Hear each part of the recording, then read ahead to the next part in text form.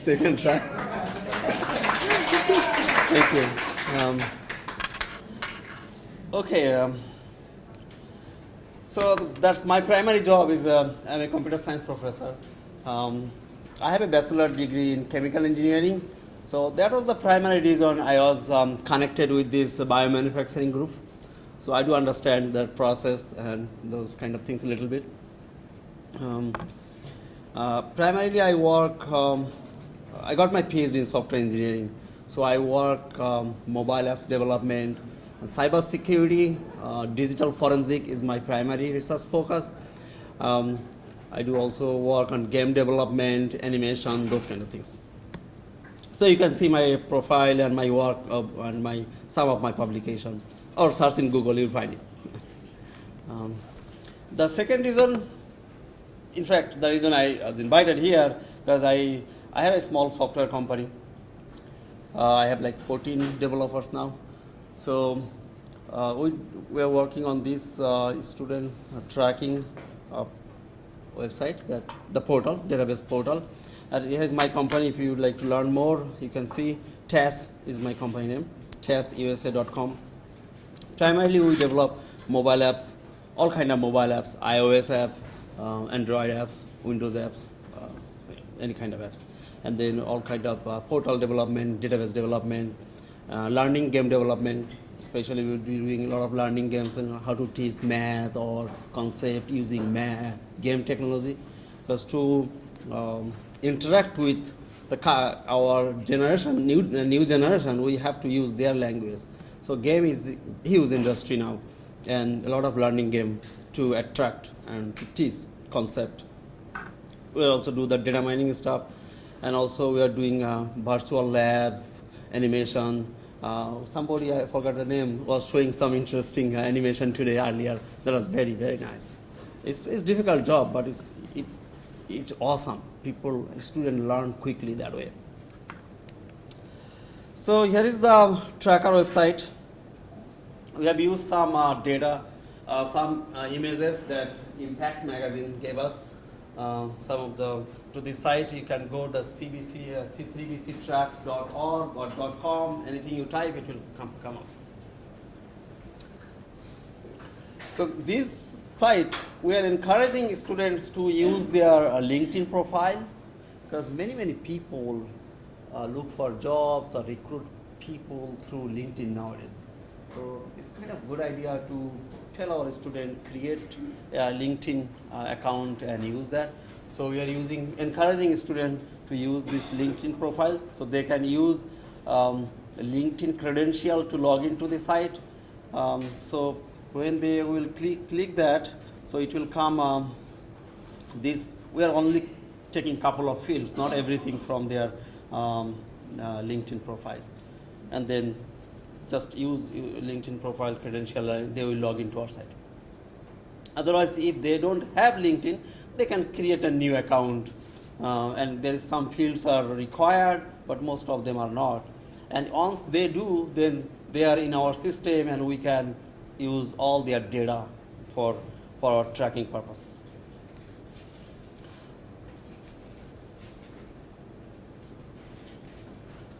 Just stop working.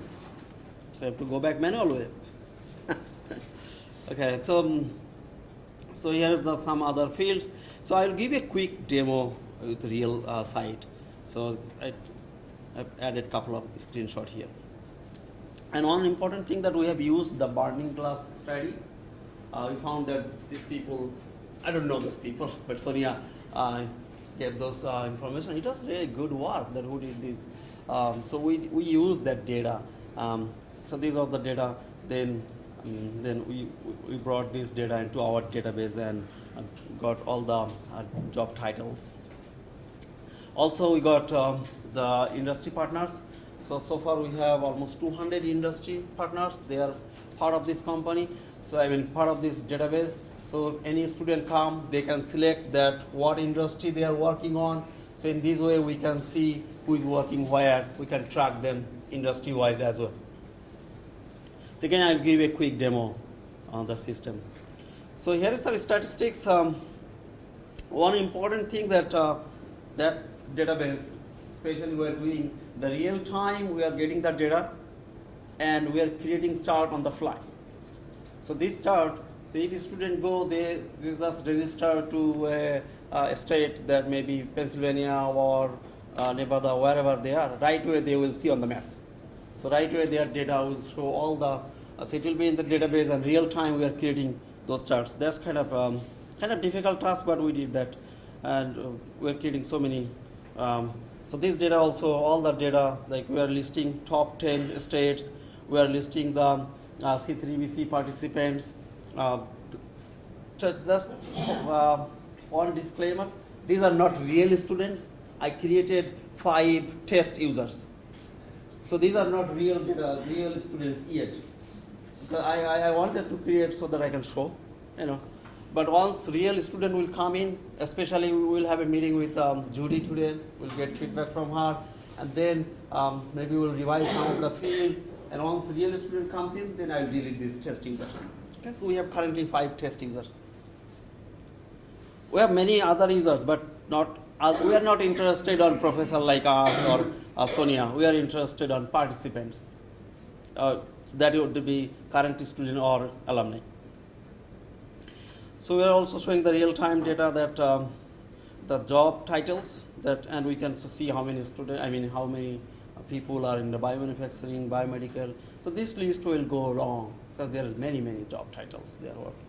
So again, these are the current data is showing, and we are checking their gender, their ethnicity.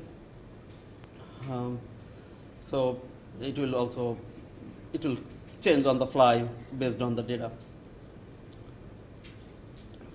Also their level of education, we have bachelor degree, master's degree, some college degree, associate degree, PhD degree, and then finally we have their income level. That's also very important data that we are collecting. We are not asking personal income, rather we are asking a range, because people don't like to give their real income, but people feel free to give their income range. But we kept also one option, if somebody don't want to, they can rather say, rather not to say. We did also develop this site, biomanufacturing.com, where my company also did these on. So you guys also probably familiar with this. So here is my contract information in my card. I'm not done. That's done. Oh, I thought. Oh, I'm sorry. I thought you were coming towards me to get me. He has a fraction. I know. Okay. So now I'll go. Sorry, I didn't know. So I'll go to that c3bc track. Sorry. .org or .com. So this is live site. So this site, as I mentioned, I'm trying to encourage users so they can log in using their LinkedIn. So I can even log in using my LinkedIn here.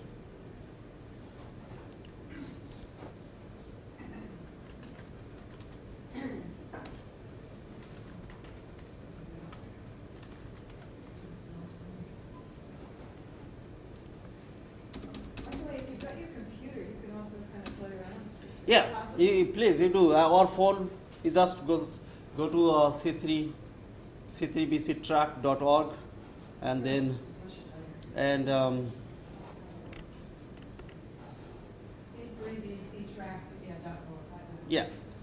So then, so this is I'm kind of logged in as a student. That's how they will see. So you see, there's all those fields. So some of the field didn't come from LinkedIn. So it's the first time I'm using these on. So this is how you will see first time if you log in.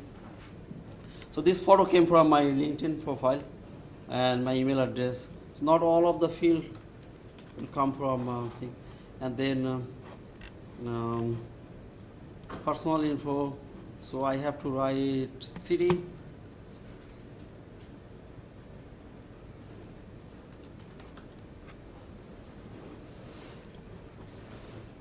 Date of birth, I can pretend anything I want.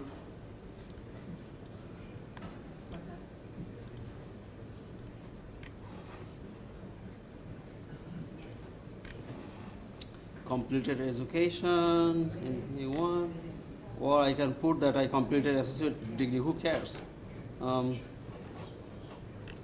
Okay, then education I can choose like non-student, then nothing will show up. But if I click student, then the student related data will come. So it's gonna ask that what college I am from. Maybe I study this college, and currently I am enrolled in associate degree. How do I know about this? Whatever this option, I am taking maybe TA grant, employment. If I am employed, and unemployed, then no further question. But if employed, then it will ask where I work. Maybe I work this company. Maybe this is my job title, and my salary is maybe this only. And what I do, maybe medical device. See, what are the primary businesses? Same. Okay. So now, so everything is changed. If I would not fill any required field, it would say right away and it will take you there that you did not fill this field. So it's a green signal. So, and we are also writing here that this private will, data will be private, everything. So we are not doing any bad stuff, something like this. So now if I go to the statistics area, now, so these are the field. These are select design.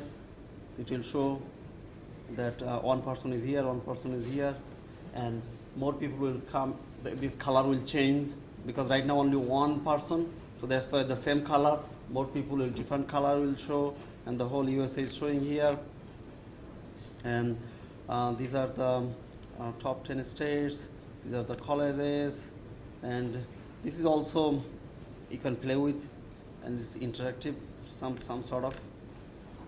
Also this the gender is also this you can play with, and as I mentioned, this is will change every time a student will come and they can see their participation, and this data will change. Asian, probably I'm the only one. So this bachelor degree, associate degree, obviously there's all of those people, the participants, their salary. So these are the field in public and learners or participants will see. However, if I log in as administrator or site manager, I have some additional data that I can download. For example, here if I now log in as admin, what's my password?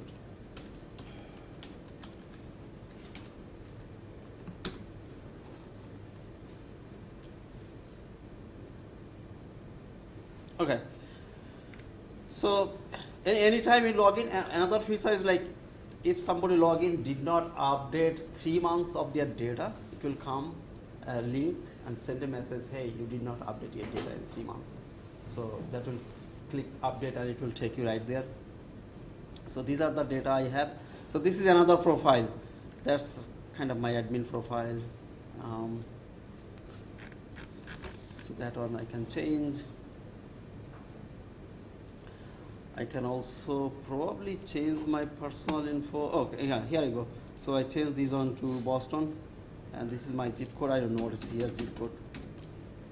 Because zip code, we are not using that zip code for posting jobs or anything. So we are using city and state. Okay. Okay. If I go home, and there is some admin feature, additional feature, like for example, one is user data. So these are the data only admin or site manager will see.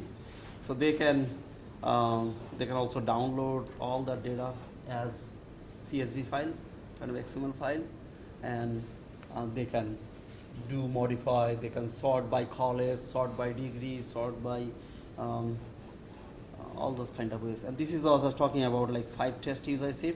created. But we have other users as well, but those are not participants. That's why we do not care other users much. So we have anybody can put something there. Yeah. Any student can go from anywhere. Anyway, not bots. If you are bots, then we have some security issues. But if you go there, create an account, you can do that. Yeah. And is it possible to separate out like from my college who has good Yeah. So that's the thing. This is the data.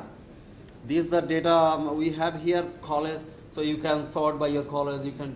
So that at this moment we don't have that website-wise do that. We can deal with using Excel file, because we can download Excel files and we can do sort, filter, all those kind of things.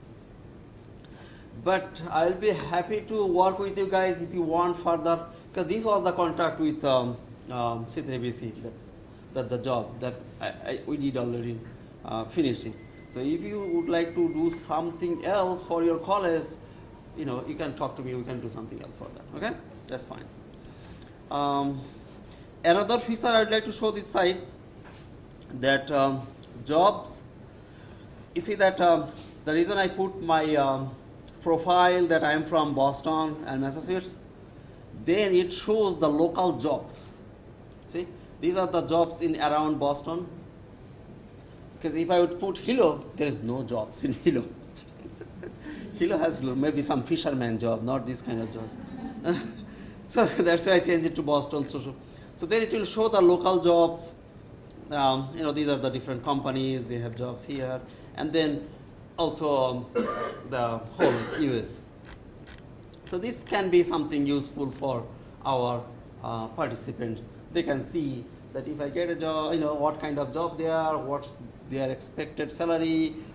They can get some info. And we are taking their city and state, their profile, and we are showing that, well, yeah, this is the nearest job for you.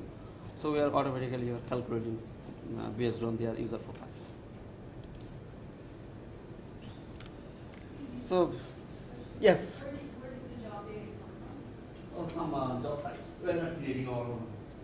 Some I think Indeed, and then most of we're taking a couple of. So your software just goes and grabs that. What? and brings it back. It's some crawling software. Going different site and get the data. We don't create all of those. Yes. Would it be possible to add GIS information for where the companies are located on your map? Yeah. As well as where our graduates are going? That's possible. That's something we can expect. Sure. In fact, We talked about that. in fact, Sonia mentioned that would be something useful we can do that. Yes. With the companies like we have Merck, right? It's in a million different places, right? Yeah. So we can see the but national still wide. do that because Merck is going to be related to a state as well. You know what I mean? They're going to put in where they employ Merck, and I'll just say Pennsylvania State. You know what I mean? So we can get all that data. As a first-time user adding in my profile, what do you estimate is the amount of time it takes to do that? How long will it take? Yeah. I just logged in and finished everything. No, I'm talking about I'm a student now, and I'm going to go for the first time and add in all my profile, like my job and everything. Oh, well, I think it should be 5 to 7 minutes at most. 5 to 7, okay. Not more than 10 minutes. No, it will not 10 minutes. Okay. I think if you go, it will take less than 5 minutes. For a student, it should not take more than 7 or 8 minutes. It has to be less than 10 minutes. Yeah. Yes. 2 questions. Where's the data hosted? And how secure is it? And 2, is there any FERPA concerns on this data? Yes, that's another thing, because I have several grants by myself. I understand the FAFA. I have to deal with this data. I have NSF grant and Department of Agriculture, Department of Agriculture grant. So I know how sensitive the student data is. And cyber security is my primary research. So I understand that area. And that. So we do have insight.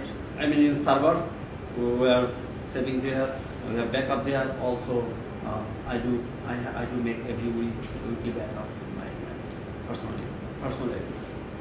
So I didn't see anywhere where your system allows the student to restrict directory information being released, which is what it looks like that's what that was. It was directory information, their name, and the degree that they received, which is allowed under FERPA, but students have to be given the opportunity to declare that they don't want that information released. And I don't see that. So is there a concern about that?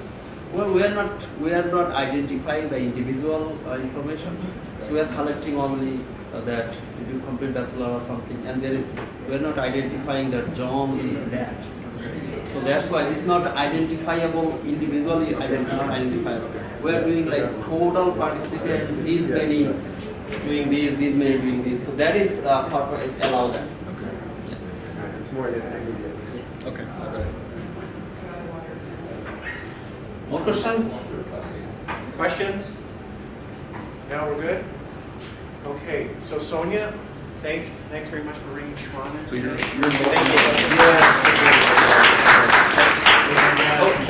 One thing I would like to mention lastly, that the reason I am here, one more reason, that please consider me if you would like to do work with Hawaii, University of Hawaii, as we are looking for some partnership, So if that my background, and if it does not fit with me, I'll find some colleague. So because we're in Ireland, I'd like to make some collaboration with you guys, So that's, please let me know if it's possible. And take my cards and chocolate here from here. Thank you. Shawon, Shawon, we have a little thing that we do at Foresight Tech. When somebody makes a presentation, when we call them in from the outside. And so, I don't know if we'll have SciTech on Friday, but it's kind of like a big thing at our college. It's like almost like a cultural thing. And so we like to recognize people who have made an effort to come from Hawaii and also speak to the group. Probably there's a million questions about CB3 Tracker, but you're pretty sharp and you got to a place pretty quickly. And I'm very surprised as project leader where you are on this tracking system. It comes as a very pleasant surprise for me. I know we can make it work for us. I know Judy has a lot of questions, but I'm very, very impressed that you made the effort to come here and that you've brought the tracker into being. I think it could be a marvelous tool. So on behalf of the college, this is from the college, from our Dr. Green, and myself, thank you very much. Thank you so much. Can I do one more here? Take a photo. Wants a selfie. Okay. Please. That's a great. Do something for Obama. We should get the burning ones back. It's an industry recognized credential. Oh, okay, we can take this. It's iPhone. Where's your picture? Camera.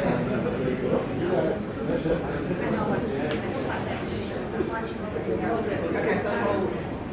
David, aren't you?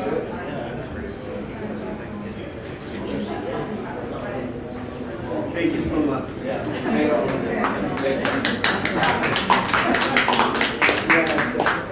Okay. Judy's coming up to set up. Where's your card? Well, Lenny, come on up. Lenny, come on up. We're doing this tonight. We thought we were going to do it tomorrow night, but we're going to do it right now because we know there's a big deal tomorrow.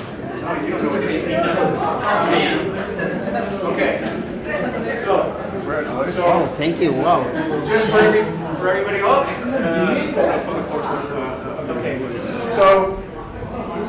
So we at the college, and again, this comes from the college. We think that what Willie Zuniga has done with Grifols has been just outstanding and sets the model for interactions with CEOs from major companies. And so on behalf of the college and the consortium, this is for Willie. You take this back to him with our Divas appreciation for what he's done, okay? And thank you. Thank you, Lenny, for the interaction. Sure.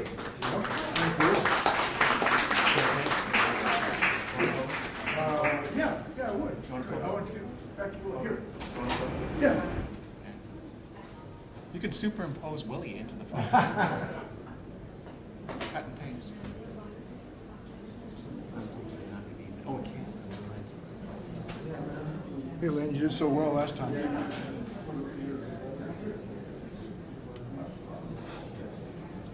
at this.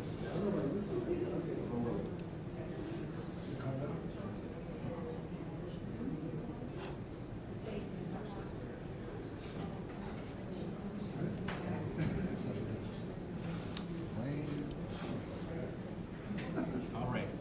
So the next one This is Judy, ABC.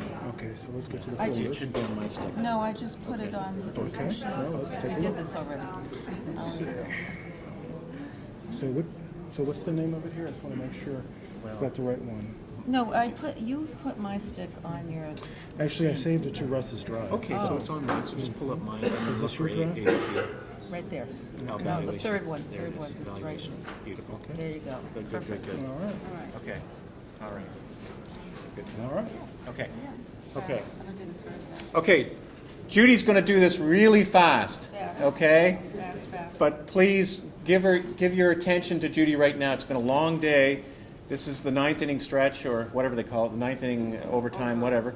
And take good mental notes, of what she Written says. notes, you have And you've got it written, because we're in the final stages, and everybody will be looking into evaluations and stuff like that. So here we go, Does Judy. everyone It's all yours. have a copy of the PowerPoint slides? Are you good? Okay.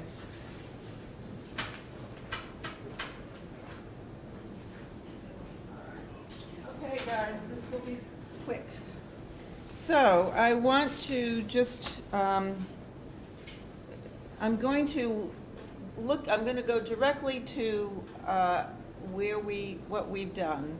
I'm going to talk about the site visits, and I'm going to go to next steps. And so you can be reminded of our evaluation questions in our design by looking at the PowerPoint slides. So I will not spend time because you've heard them before. So what we have spent the past year doing is making sure that we're getting good data on the intake form, because that is the form that Russ uses to prepare his quarterly reports to the Department of Labor, and these are the data that we will use to do all of our analyses. And what is important is that we have consistent information about each student that we're counting in the c3bc project, as you know.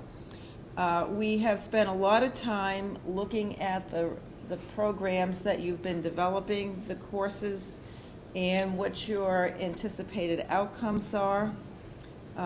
And we've finally, this has taken a long time, decided, I think, what it is we're going to focus on for each college. And that has come as a result of our site visits and from your reports. I just want to remind you that your progress reports that you submit to Micah each quarter are really the best data that we have about your ongoing activities.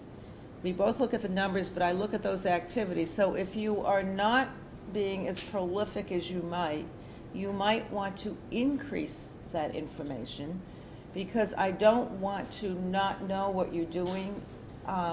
Quite frankly, the implementation report that we write for this evaluation will be as important as the outcomes, because as you heard today, it has taken everyone a long time to do development, and our numbers are small when you look at individual certificates or courses, right? So this particular grant is not one where we are going to have thousands of students that we can pull together to do a quasi-experimental design that's robust. Rather, we are going to take the approach of working with each college and doing a very customized set of studies that really hone in to what your goals were, what you designed, and what you were able to achieve. But there are so many very, very interesting other outcomes around enhancing the field, the business industry cooperation, I think the whole design approach, that are going to be very useful, not only to the Department of Labor, but to your colleagues around the country. That's the qualitative data. So this particular evaluation has really I hope, good qualitative information and good quantitative information. We have now appointed, finally, on my staff, two of my colleagues will be your, what we're calling college liaisons. Sung Woo is in the back, and then Matt Zeidenberg, and we've assigned colleges, which you'll see in a minute. Yeah, as you know, we've gone to 7 colleges to date. We will be doing a couple of more colleges in the next month or so, and then we are going to do some follow-up site visits because there's so much going on. Finally, we have created a profile for each of you with your research questions on them and your course information. One of the more important things is that Russ will need to have a compendium of all the courses.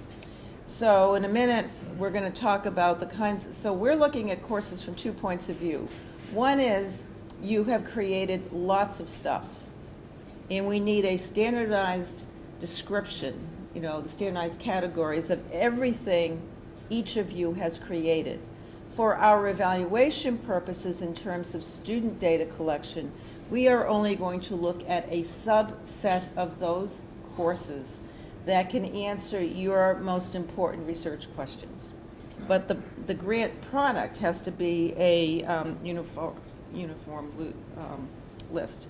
I'm going to skip through this just to say that we are still trying to do, at least in a couple of the sites, a quasi-experimental design, which means we're going to compare the students in the C3B enhanced or developed courses to some kind of a comparison group. Okay, that's our desire.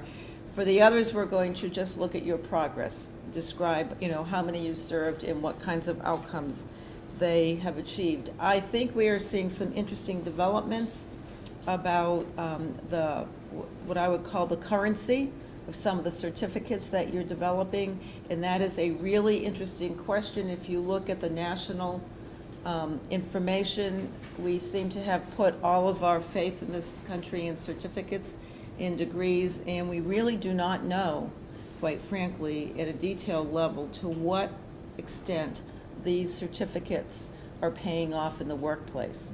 And so even if we do a tiny study, but raises the right issues, which I think we can in this grant, that will get other people thinking, and that will then promote other studies that go after ours, okay?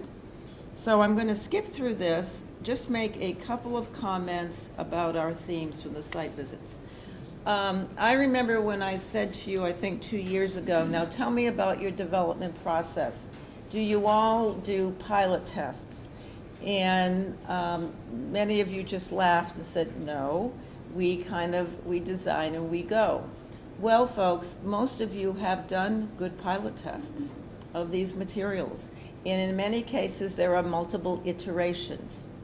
The challenge, however, for us is to know when you think you are at like 90% there with the course, so that beginning with that 90% in place mark, we look at that course plus the subsequent ones, and we pull that data as representing, you developed it, you tweaked it, and then we've got this operating course over 2 semesters, 3 semesters, 4 semesters, whatever, and that's what we're going to look at. There has been a very good alignment. Some of the states, as you know, require, North Carolina, Florida, have very clear state standards. Those have been used. You're now going back and looking at the core standards from the project. Business and industry, I won't repeat this. These are just alerting you to the things that when I look at what you're doing and I look at what other grants are doing, these pop off the page, where I think that this grant has something significant to say. And I think the business industry representation is one, the partnerships with the workforce, which have historically not been strong between colleges and the local workforce, and you guys are doing some stuff. And also this leveraging. Many of you, you've had multiple grants, you're now continuing to leverage. Okay, so we're going to do that. Next steps.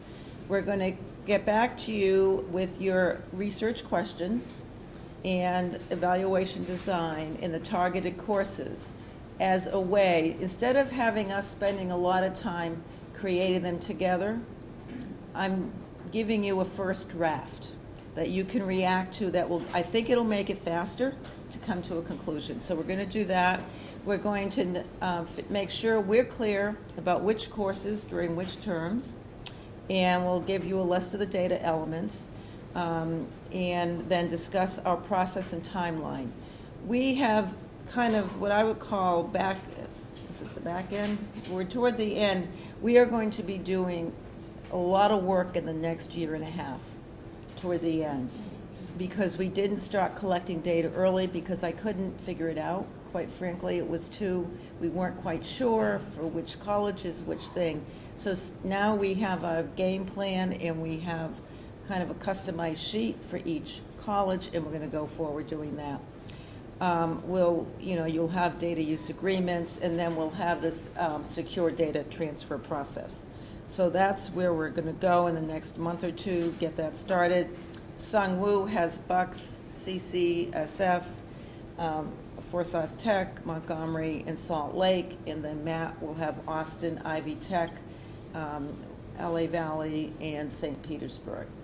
And that doesn't preclude me from also being involved with you, but we need to appoint people who will work with you directly about the kinds of data and how to get it to act.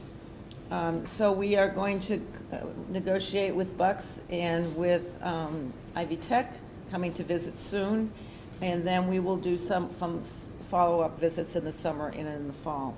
When we come back, I was at a meeting last week, as Russ said, we were together in Baltimore, and I met with a subset of the evaluators, and I was very interested to hear what the issues were across the country in the other TAC grants. And again, as a way of gauging, where do we need some deeper information? And I think actually talking to your business partners and some of the workforce partners would help. I think we will do some level of student either interviews or some additional observations where that seems to be appropriate. Okay, and then we'll update your changes and developments. So this is what you need to think about. This is a list of the kinds of information about the courses that we have been looking at. And so this is what you want to think about, is what would someone want to know about the courses that you're developing and are using? Or if you were looking at somebody else's course, what do you want to know? Okay? So there's the usual stuff, and this is how you've delivered it. How long in hours and weeks? Are you on a term basis, a semester basis? Is this as designed, a credit or non-credit, or is one that can be used for both? Because that depends. Number of credits and the types of course outcomes. Did you have a question, Elaine? I have a comment. One thing that I don't see up there is sort of a model where there's daytime courses, evening courses, Saturday courses, short courses, just because it's designed to meet the student needs. Right. So then I think how it's been offered to date is, I think, what you're saying, right? And we certainly I just wanted to put this up here now so you think about it. We're not going to settle the list, right? And then, so these are kind of more easier things. Then we get into some kind of a quick summary of the content. And that's, and in most of yours it can go on for pages. So the question becomes, how can you do it in a somewhat abbreviated way? And then the delivery that you've used, special features, and whatever those are going to be, and then equipment. Sonia. I think it's really important to divide the hours into theory and hands-on. Okay. It's a very important key. Lab too, right? Well, hands-on lab. Lab. Okay. Got it. So lecture, lab, hands-on. And then internships and all those kinds of things. What other? That's separate, though. yeah, that would be a separate, right, okay. So I think what I would do is put this obviously in a different format, and then send it out to everyone to add, to subtract and do it, and then we will accumulate everything together and send it out. Chris? Oh, Awesome. you meant, yes, Giovanna.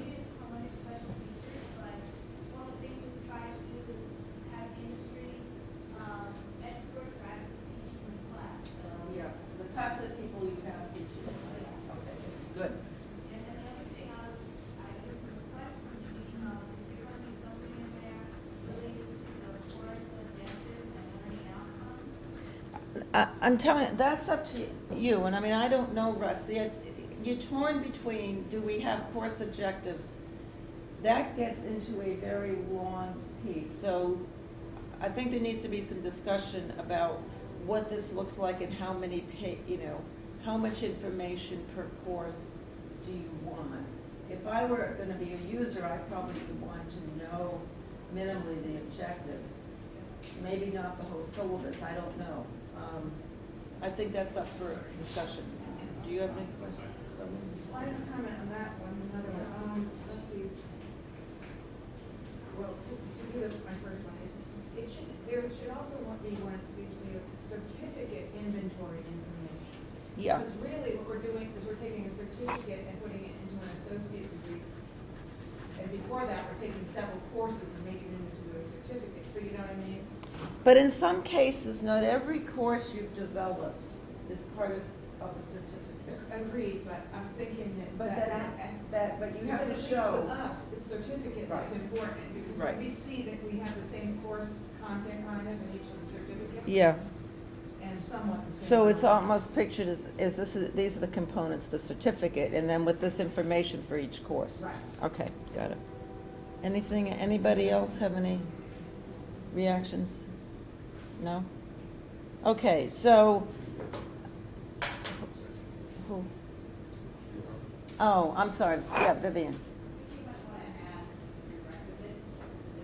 Yeah. Yeah, right. Okay. Do you-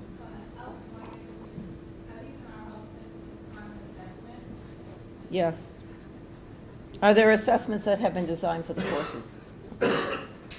Yep, good.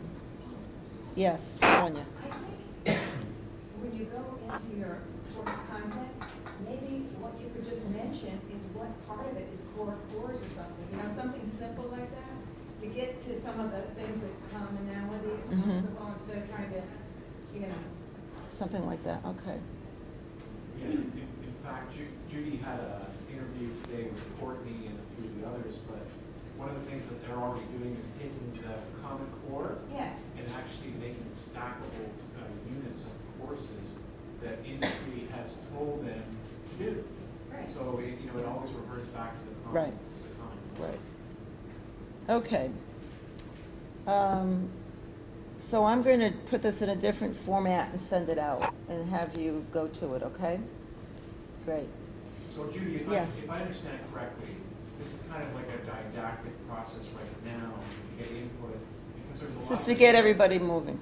But there's a lot of input here in a very short period of time. Yeah. We need to reflect a little bit, think about it. Yeah. There's something, and that's good. Yes. Then, yes, G. So you could, if there is a possibility to add potential job placement in terms of like categories, or also industry certificates, if there is something. Yeah, okay. I think that, I'm thinking about one is the product you need to hand in to labor, and the other one is this then becomes a good template and resource. It's a resource, right? That should help market the courses available eventually. As you know, that the Department of Labor is very, very interested in what they call scalability, which means the courses go beyond, the institution that developed them. And so this is one of those steps toward scalability. I think it's really important to think about what should be scaled. However, to me, the prior question is, even though we develop things, not everything is ready. Because you've developed it doesn't mean that it always works, right? So we really do want to try to see, it was a great idea, but somehow pieces didn't quite come together.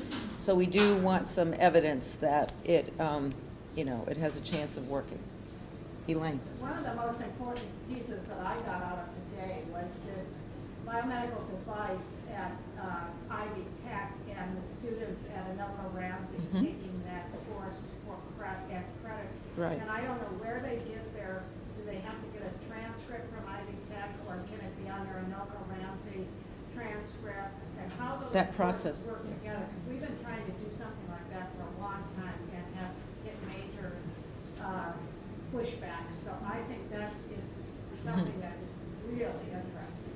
And Sen Young hopes he can explore that further, right? So this is the first time they're doing it. So Yeah. I think when Matt Settle received students' transcript, I guess you can use a PLA, some kind of probably a wrong assessment right. of some kind. So just give it credit to IDEX course. It's a three-credit course, so there should be a class that matches up with our clinical trials class within their curriculum. And probably the students could receive that credit for our course. So that's what I think that's worth more discussion too, myself. I mean, there are certain things that are coming out of this grant that are just at the tip. They're very forward-thinking, and so multiple people are kind of tiptoeing around an area that could be fleshed out more, and that's kind of the next stage of thinking, perhaps. I don't know that we would put that on this particular course description, but I think you're bringing up that's a really interesting alternative. Okay? I think this is good. We're good. Thank you.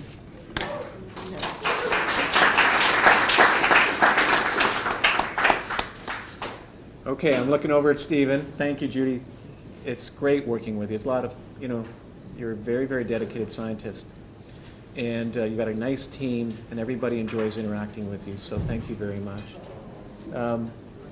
Okay, Stephen. Please welcome our chair, Stephen Apundalo from BioMesh.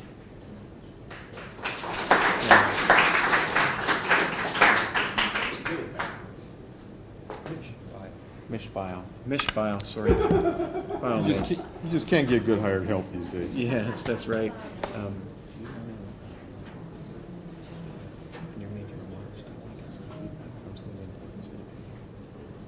There's several employees here. You might just Yeah, I was gonna. Yeah. Okay. Great. I don't have a presentation. Okay, just want to make sure. So you can kind of blank or whatever you want to do. Yep. Thank you, I'll just get rid of it. So there's no... Nope. All right. Not that I'm aware of. All right, will it take me a second? I'm winging this. All right, sir, there you go. All right. Well, good evening, everybody. The day's wearing thin, isn't it? Well, I'm convinced, first I want to thank Russ for inviting me to participate. I'm convinced now that he invited me, because I participated in the medical device skills standards meeting in Salt Lake City back in October. And then afterwards he invited me to help co-chair the council.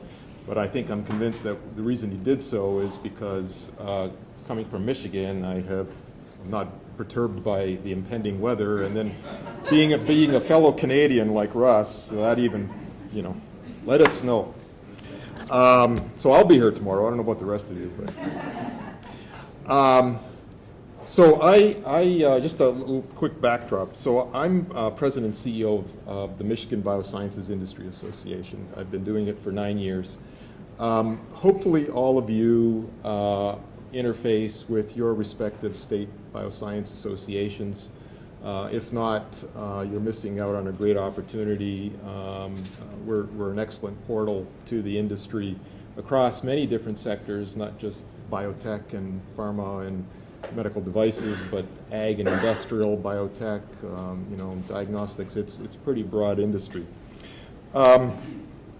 And all told, there's about 60-odd associations when you gather together all the biotech, bioscience ones, and some states have separate medical device associations. And so when you put them all together, there's actually over 60 of them. Now, we all come together as part of a council of state bioscience associations. That's under the auspices of the Biotechnology Industry Organization. And that's rather been it's a rather mature group. It's been going on for at least 15 years. Pete Pellerito, who is supposed to speak tomorrow, I think has been one of the original people instrumental in putting that all together.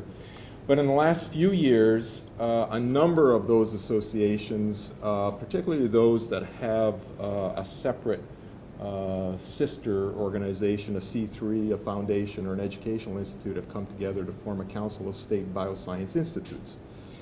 And so we've been meeting mostly around 3 different areas: entrepreneurship, STEM education, and workforce development, because a number of the state associations and the institutes associated with them have, in some cases, funded programs by the state or the feds in those particular areas. And so we came together largely to try to learn about who's doing what, why, and just gather best practices. But in the course of that have come a number of different outcomes and deliverables. There's been a national workforce report that's come out. The second iteration of that is going to be going on this year. So I would again encourage you to find out whether your state has the institute and foundation, and definitely link up with them and not just the C6 trade association, if you will.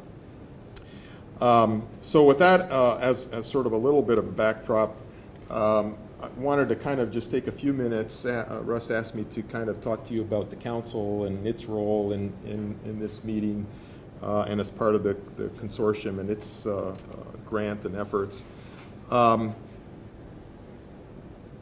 We're basically meant to be the conduit to industry. I mean, I think that's pretty self-evident. And the council's made up of faculty, state industry groups like my own, certainly industry reps, and then those that are from the workforce economic development. I think there's some folks in the audience. Who in the audience is on the council per se? Nobody? Wow. Oh, great. And which group are you representing? Industry or? Industry? Great.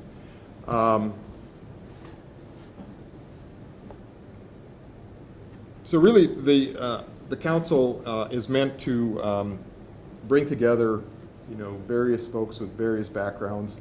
I'm actually kind of unique in the state association world because I think I'm one of only 2 directing a state association with any science industry background. So I spent 20 years in pharmaceutical drug discovery world, all in cardiovascular cardiology. My first project was Lipitor back in the mid-'80s.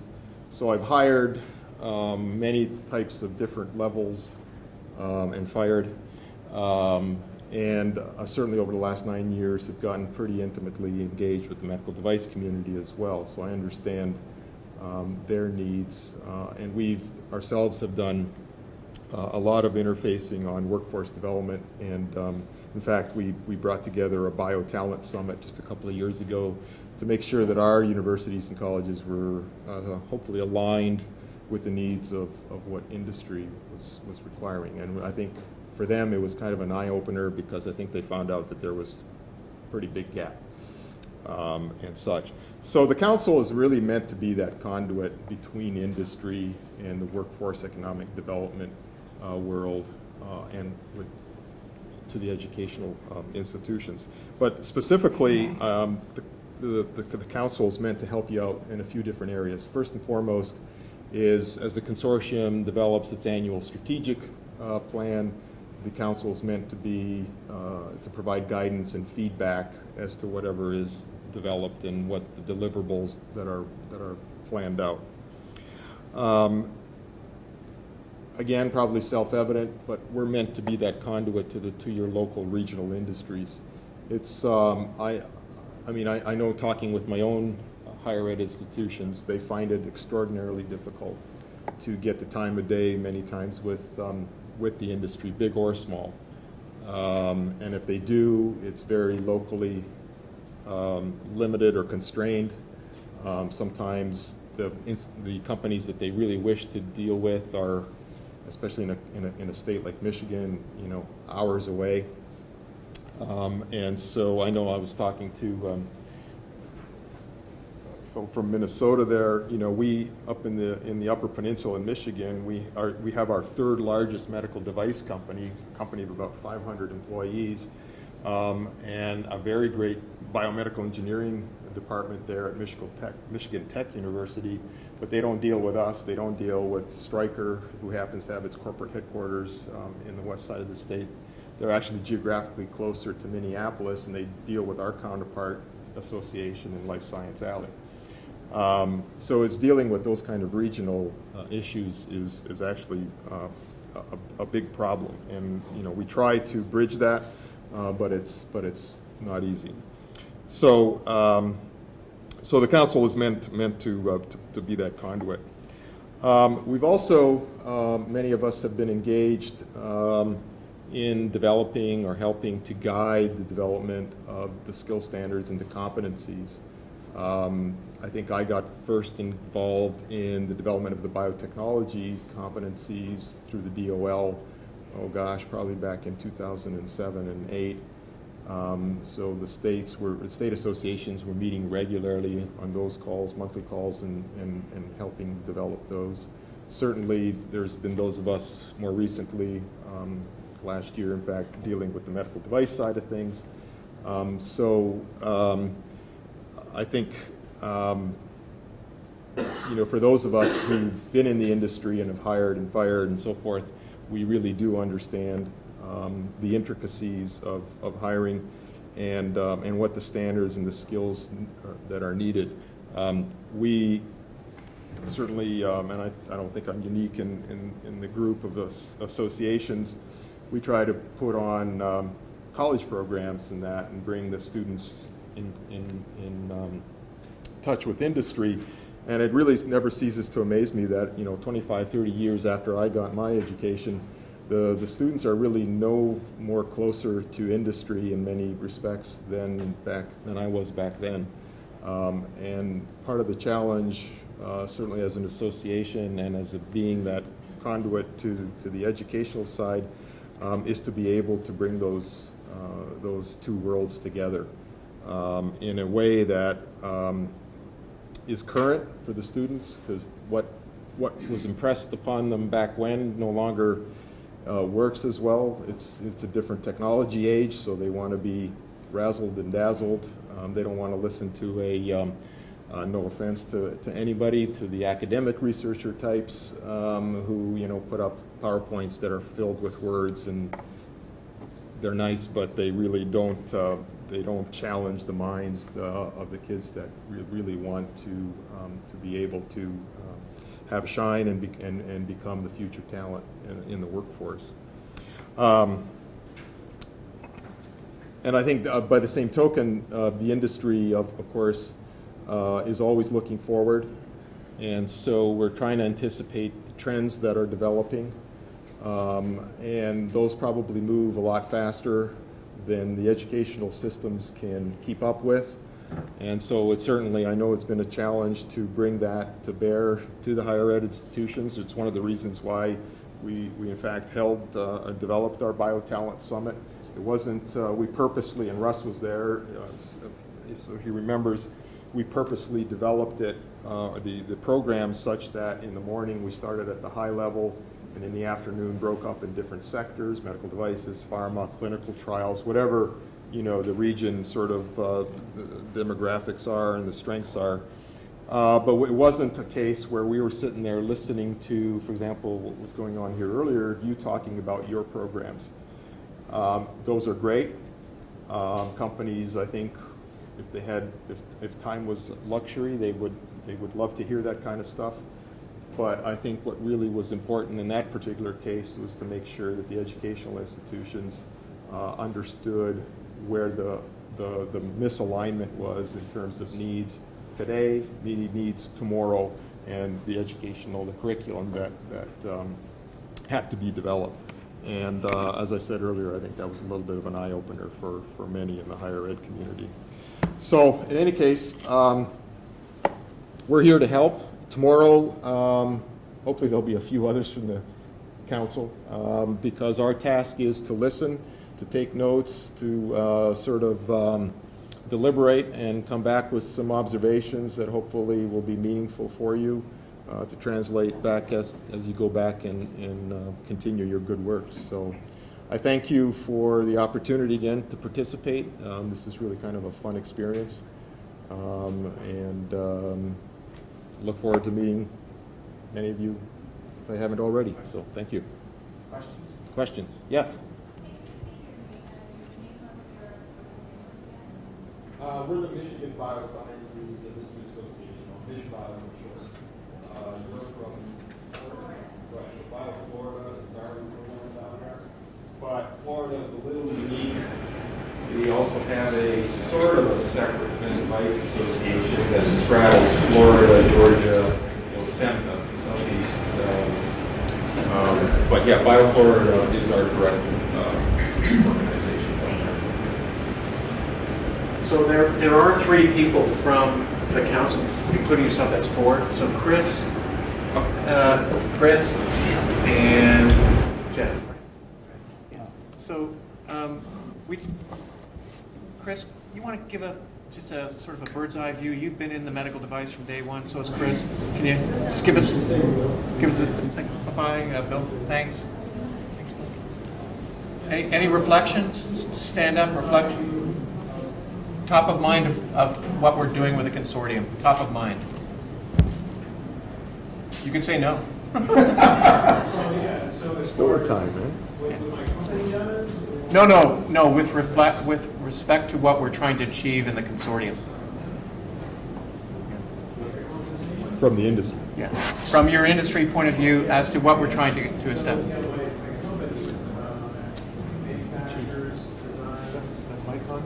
Yeah. Might be working. Yeah, that's great. Give them a chance to just think all this way. Yeah. Then I'm going to come up. Here's my Well, I didn't see you. wife panicking. This is not what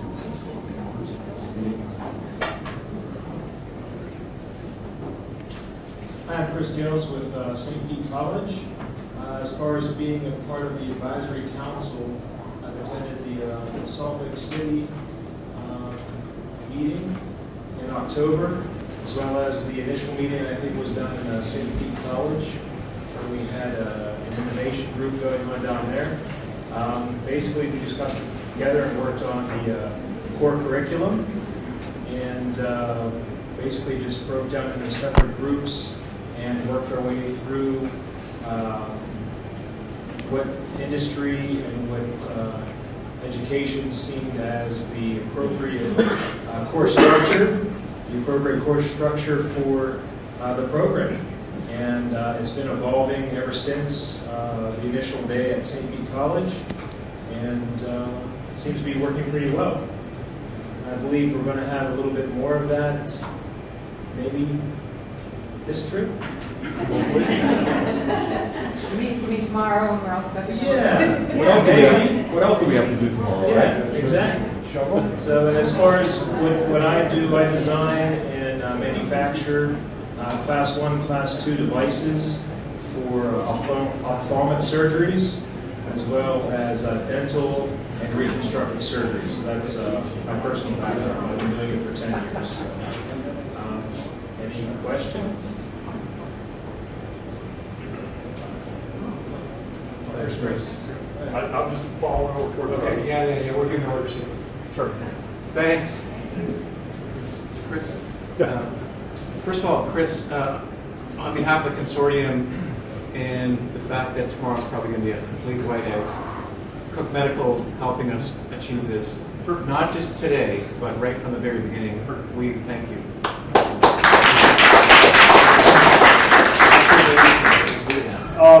Cook has always been very supportive of Ivy Tech in particular, because our main headquarters in Ivy Tech in Bloomington campus are right around the corner from each other. We've had a long relationship with Ivy Tech in supporting the community in terms of education. And I think some of the challenges that we've seen in all of the 5 major areas within the medical device curriculum are really bringing in employees at the tech level, at the manufacturing manufacturing level, at the basic regulatory level, who have some skills and knowledge in those areas and can contribute. A lot of our employees are either high school graduates coming in as production employees, or engineers, marketers, scientists coming in as regulatory representatives or product development people, but having people kind of in that middle range. We've got a lot of positions in those areas that are difficult to fill. We often fill them from our internal ranks, but it's a challenge because those people may have worked in the production area for 10 years or 20 years, but don't really know anything about measurement and how to measure or do testing in a development laboratory, or what the FDA regulations mean and how they apply. They know production.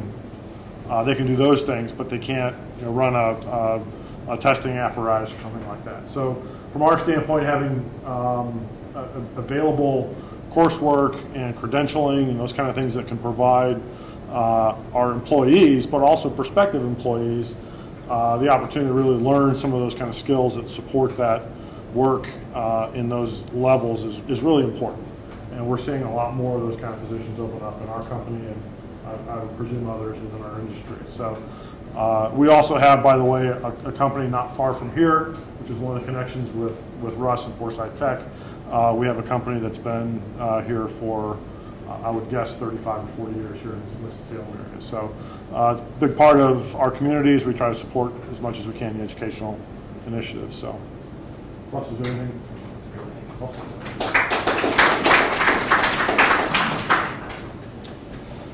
I'm Jeff Brown, and I was invited to participate by Salt Lake Community College, and it's been I think it's been an enriching experience to participate with this process. And to echo what Steve talked about in coordinating with the your state bio programs, Bio Utah has been pretty integral, I think, from the beginning with this program, and worked closely with Salt Lake Community and with the consortium. And as part of this, I've been able to teach one of the classes and help with some of the curriculum development as well, but also to guide the. It's been enlightening to watch the program evolve a little bit. Maybe some of the goals that were originally decided were maybe not the best direction to go. Adjustments were made, and programs kind of. With the guidance of industry and with academia and with everyone's input, I think it's been a valuable process.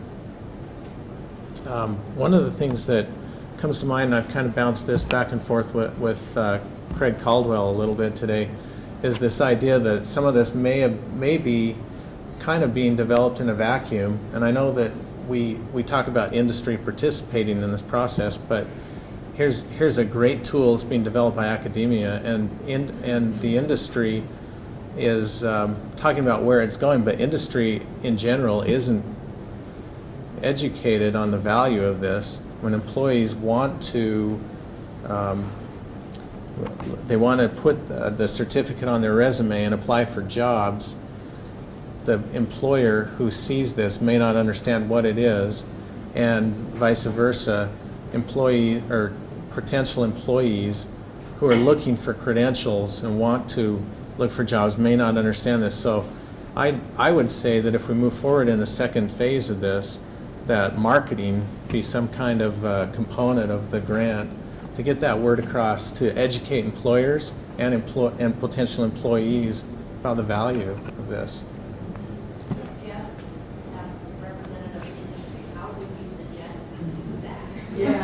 Well, yeah, through the day, I've heard some really great things, and one of them that I really was intrigued with was what Giovanna talked about, making it a student assignment and having students bring back information that she's aggregating over time, and it's constantly fresh, and over time they build a database of market information about their industry in the local area. But the other thing I would say is, with some of the grant money, bring in a real marketing person, not just an academic or a science geek or somebody, but somebody who understands the marketing. Are we allowed to do that? That can't happen. But, Call it dissemination. so, But we're looking for maybe a that's- sponsor. well, You know, actually, the truth of the matter is, we're not allowed to openly market, but we are allowed to disseminate. So we could get theoretically somebody in charge of dissemination. I But think- in order to do that, Jeff, what we need to do is do a budget modification because it's staffed, and that takes 6 months. Well, I see pamphlets and I see market data already, but I don't know if it's coming together in that way to educate people. Well, I agree completely with what Jeff's saying. I think that's been one of the challenges, I think, from our standpoint as well is existing employees, but potential employees recognizing that this is something out there for them, as well as our HR people knowing what some of the credentialing might be that's appropriate for an engineering tech or some of the other roles they might be trying to hire for. And it may open up more opportunity for us to hire outside in some cases for positions that are maybe those mid-level positions above a production level employee, but you know, somebody that needs maybe a 2-year degree or some higher level certification in normal production. Actually, we've been doing some things like that, marketing. What we do is there's an industry organization that has like a happy hour, it has like poster session. So we send our students to that. And we are member of that organization too. And so our marketing has created like a lot of things that we can take and show who we are. And we also do summer workshops for the industry, which is many times free.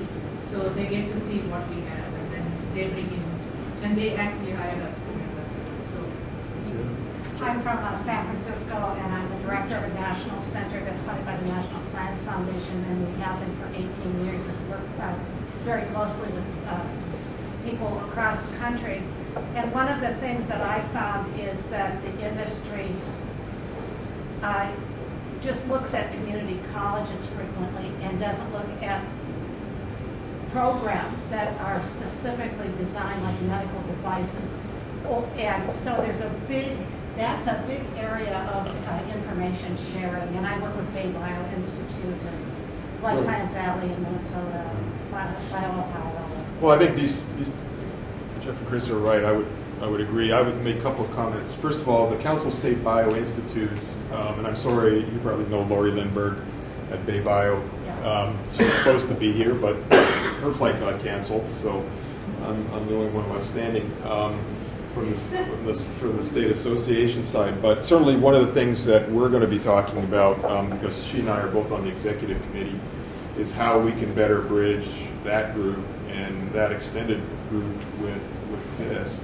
And then secondly, I know a number of the associations, ours included, actively work with the company, HR, workforce representatives.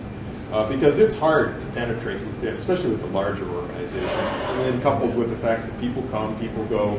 Half the battle, even at an association level, is making sure that the contact that we had is still the same contact.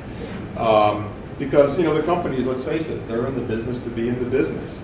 So they're focused on what makes money for them, and so they don't spend a lot of time looking outside. And where they do, they've already identified, schools, programs where, they know that are good feeder systems for them.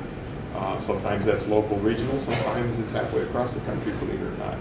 So the trick is to penetrate into the organization, and that takes a lot of interface, and it's easier for a group like ours to be able to do that on a broad scale, but you have to so we put a workforce group together of both big companies. It's got some of the school folks as well. So my question for Jeff is, Jeff, since we're very, the consortium itself can't take and reallocate dollars without doing modifications and so forth. And we can't hire people to do marketing per se. We can't do that. But what we can do is we can disseminate information. But I think what we would look to you guys at the National Advisory Council to do is to sort of tell us what you think the best way is to steer the information that we do have that we could candy coat, make it look like it actually has something behind it, and then get it nationally. And that's what we were hoping to be able to get that messaging through to the National Advisory Council. Yeah, I guess the funding's got to be a huge constraint, but so Bio Utah is a fairly young organization. It's in its third year, Right. and I was the vice chairman of one of the precursors to Bio Utah. It was called the Intermountain Biomedical Association, and we were pretty much an organization of a lot of regulatory and quality and operations people, and we really wanted to get our message out and expand the influence of the organization. And I had this bright idea. We brought on some marketing people onto our board, and it just changed the whole landscape almost just like that. So maybe that's the answer, is to pull some marketing people into the Professional Advisory Council as well. Well, the other thing too, the Council of State Bio Associations is, like I said, most mature under the auspices of bio. The two larger medical device groups, AdvaMed and the Medical Device Manufacturers Association, have a similar group. I chaired the one for AdvaMed for 2 years through last October, but they're not as mature, and they certainly have never really delved into this space at all. And I think perhaps it's time to really bring to their attention that this exists, and that is to the benefit of their members and their board, because the board of AdvaMed is largely the big companies. The board at MDMA is largely the smaller to mid-sized companies. Between the two of them, and then the third group really is the medical imaging technology folks. So between those three groups, you pretty much cover the med device space, and so maybe they need to get more engaged, and that's on us in terms of state associations to bring that to them. Steve, would you be able to comment on whether you think there would be a place in the CSBIs for any of us to be a representative? Yeah, so there are some bylaws and rules and such. We all have to sign individual contracts, and at the moment, if I'm not mistaken, there are no sort of proxies or secondary groups permitted.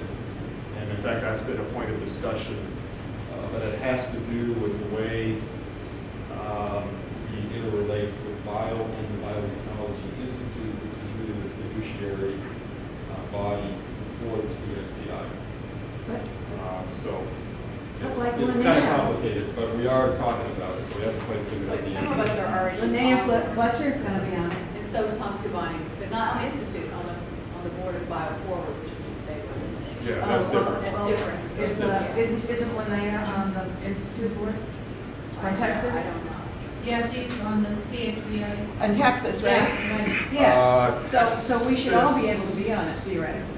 No, only the association or the institute can have a representative on the council of the State Bio Institute. But I mean, we could be part of the State Bio Institute, couldn't we? I don't mean representative. Well, the State Bio Institute typically are not associations, right? They're C3 foundations, they're charitable organizations, so they don't. I mean, perhaps you might be on their board, Oh, but they don't but have. they don't have membership like Oh, the they trade do not. association. Oh, okay. No. All right. No. I understand. So we even have a situation, for example, where like in Massachusetts, where there was us, Mass Yes. Bio, and then there's the Mass Bio Educational Institute. Right, Mass Bio Ed. And so Mass Bio has not signed on to the CSBI, but Mass Bio Ed Institute has. It's a little complicated, and it's also wrapped up in some politics, unfortunately, as everything is. So we're trying to work through that. Okay. Okay. And look, you got association and employers right here. Any burning last questions for them tonight? Okay. Okay. Well, let's give them a big hand then.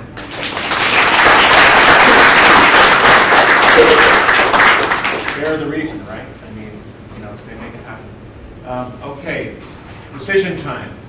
Okay. Everybody looks pumped up and wanting to go out and have a meal. Here's what's happening. The pizza's not coming, okay, because we just realized that everybody in Winston-Salem is ordering pizza, so it's not happening. Okay? Oh, really? They're all bit? Not going to happen. So, but there are. I just want to let you know that those are going back to the hotel and so forth. There's breakfast in our staff room, and you're very welcome to take it, because if everything goes the way that the weather maps are telling us, tomorrow is going to be really difficult. Okay, but here's what we're going to do. Did they call a school? Oh, they didn't. Okay, that's good. Okay, school is still kind of open for tomorrow, but I'm still trying to picture in my mind Tammy Sappenfield, how 12 inches of snow are going to fall in 8 hours. But apparently they tell us it's going to happen. I just saw 4 inches on Noah's side and 40 degrees by 8 o'clock. Okay, so here's what we're going to do. What? I think that model may have changed. I've been doing a lot of looking at. Oh, good. Okay, Tammy, what's the VIN model? Like 6 or 7. Oh, 6 or 7 inches. Okay. Okay. Here's what we're going to do. Okay. We intend to have this meeting go forward. There are other people that are coming in and so forth, but there's going to be snow overnight. It's just a reality. Things don't work well in Winston-Salem when snow comes in, especially over 3-4 inches, whatever. But it can sort of taper off very early, like at 7 o'clock, and then they can clean it up. So I'm thinking that if they do a good pre-salt and they do a cleanup job, we could be in here by 11 o'clock. Okay, great. That sound okay? We could be. Will you send us emails? Yes.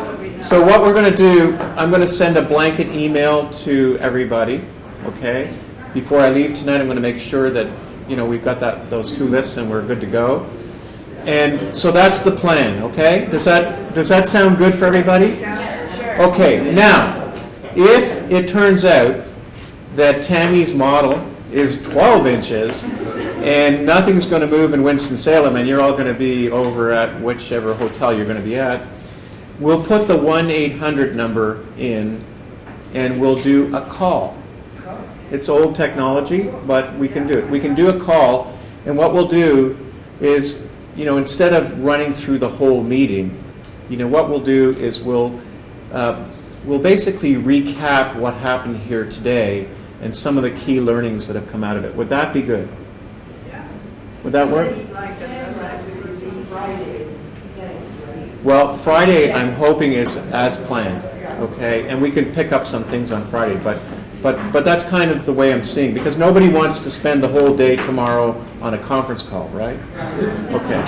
Okay. But again, if you're going to see things like so-and-so college is closed, everything is closed, there's nothing open, blah, blah, blah, it could intensify, it could get worse, and basically the place will shut down. Or it actually could even get better really quickly, like Linda said, because the model says the temperature is going to go up to 40, and things can happen pretty quickly. Yeah. Now, if I haven't, I want to make sure that you're all safe. Okay, that's my main concern. That's my concern of Dr. Green's and the administration. So, Rebecca, does that sound good? Okay.